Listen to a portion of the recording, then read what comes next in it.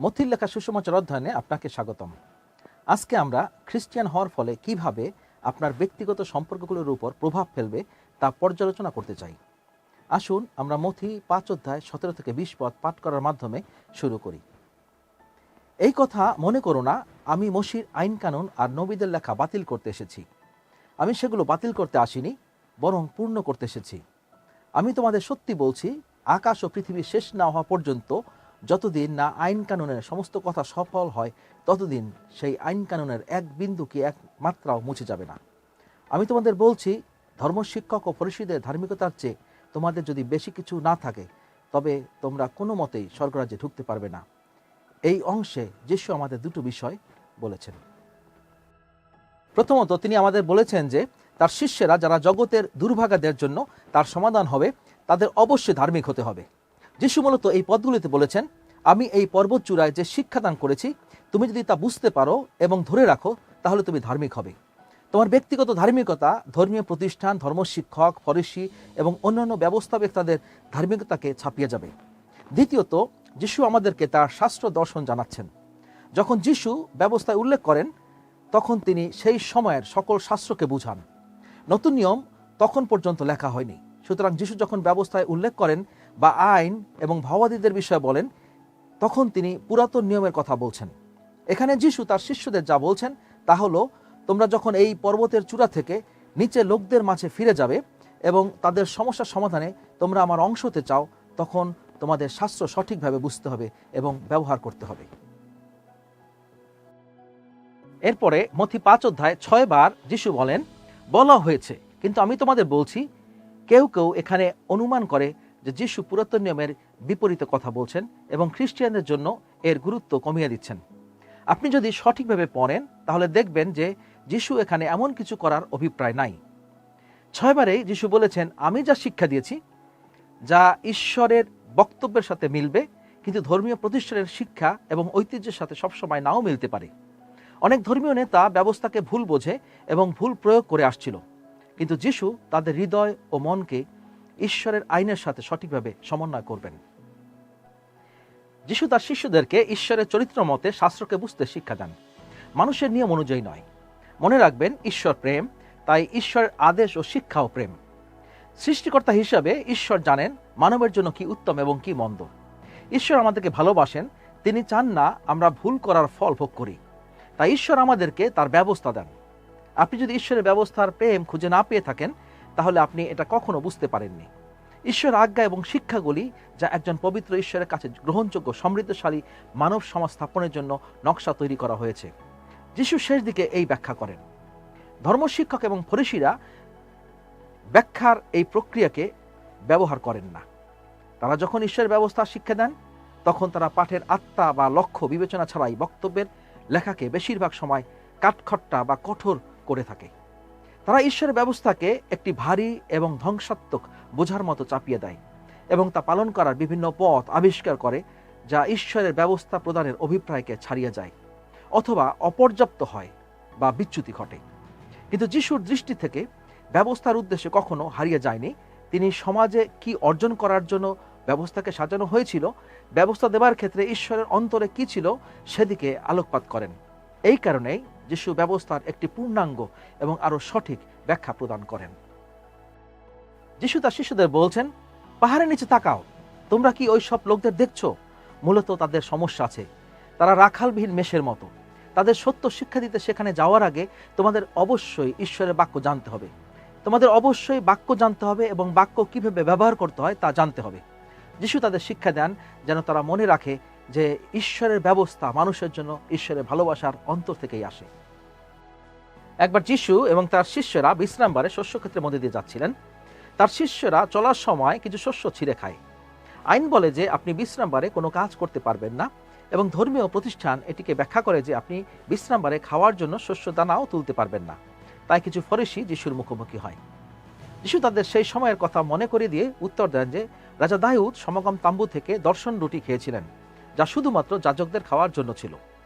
উপস্থিত থাকা যাজক স্বয়ং অহিমেলকের হাত দিয়েই তা দেয়া হয়। এখন সদ্দুকি এবং ফরিসীরা সেই রুটি দেওয়ার চেয়ে বরং লোকদের অনাহারে মরতে দিত। মার্ক 2 অধ্যায় 25 এবং 26 যিশু জিজ্ঞাসা করেন, অবিয়াথর যখন মহাপুরোহিত ছিলেন সেই সময় দাউদ এবং তার সঙ্গীদের একবার খিদে পেয়েছিল, কিন্তু তাদের সঙ্গে কোনো খাবার ছিল না। তখন দাউদ যা করেছিলেন তা কি আপনারা কখনো পড়েননি? তিনি তো ঈশ্বরের ঘরে ঢুকে পবিত্র রুটি খেয়েছিলেন এবং সঙ্গীদেরও তা দিয়েছিলেন, কিন্তু এই রুটি পুরোহিতেরা ছাড়া আর কারো খাবার নিয়ম ছিল না। ব্যবস্থা সম্পর্কে তাদের বোঝানোর জন্য যিশু মার্ক 2:27 পদে তাদের বলেন, মানুষের জন্যই বিশ্রামবারের সৃষ্টি হয়েছে, কিন্তু বিশ্রামবারের জন্য মানুষের সৃষ্টি হয়নি।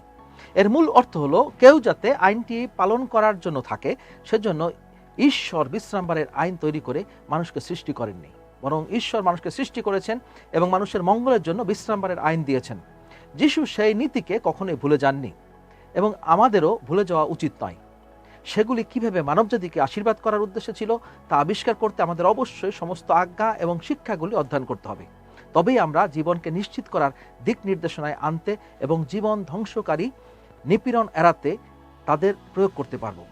তাই মথি 5 অধ্যায়ে এই অংশে যিশু বলেছেন, প্রথমত একটি সমৃদ্ধ মানব সমাজে শাস্ত্রের উদ্দেশ্য অনুসারে জীবনযাপন করে তোমাদের সত্যিকারে ধার্মিক হতে হবে। 5 আমরা কল্পনা করি যে ঐশ্বরিক প্রেমে মগ্ন হওয়ার সমগ্র মানব সমাজের ধারণাটি স্বাধীনতাবাদী, কারণ এটি আইনসম্মত নয়। আসুন আমরা নৈতিক জবাবদিহিতার আহ্বানকে কম করে পরিবর্তে যিশুর যে কথা বলছেন তা শুনি। মথি 5 অধ্যায় 21 থেকে 48 পদে আমাদের জীবনে বিভিন্ন ধরনের মানুষের সঙ্গে কিভাবে সম্পর্ক স্থাপন করতে হয় যিশু আমাদেরকে সেই শিক্ষা দেন। তিনি আমাদেরকে 7টি ক্ষেত্রে উন্নতি করার জন্য চ্যালেঞ্জ দেন। আমাদের মতো খ্রিস্টিয়ান, প্রতিপক্ষ, অন্যান্য মহিলা, স্ত্রী, আমাদের প্রতিজ্ঞা, মন্দ ব্যক্তি এবং শত্রুদের সাথে আচরণ। প্রথমত, যিশু একটি অনুচ্ছেদ দেন যেখানে সম্পর্কের দিক থেকে তিনি আমাদের তোমার ভাই বলে বর্ণনা করেন। মথি 5 অধ্যায় 21 থেকে 24 পদে যিশু বলেন, তোমরা শুনেছ আগেকার লোকদের কাছে এই কথা বলা হয়েছে, খুন করো না, যে খুন করে সে বিচারের দায়ে পড়বে। কিন্তু আমি তোমাদের বলছি, যে কেউ তার ভাইয়ের উপরে রাগ করে সে বিচারের দায়ে পড়বে। যে কেউ তার ভাইকে বলে তুমি অপদার্থ, সে মহাসভার বিচারের দায়ে পড়বে। আর যে তার ভাইকে বলে তুমি বিবেকহীন, সে নরকের আগুনের দায়ে পড়বে।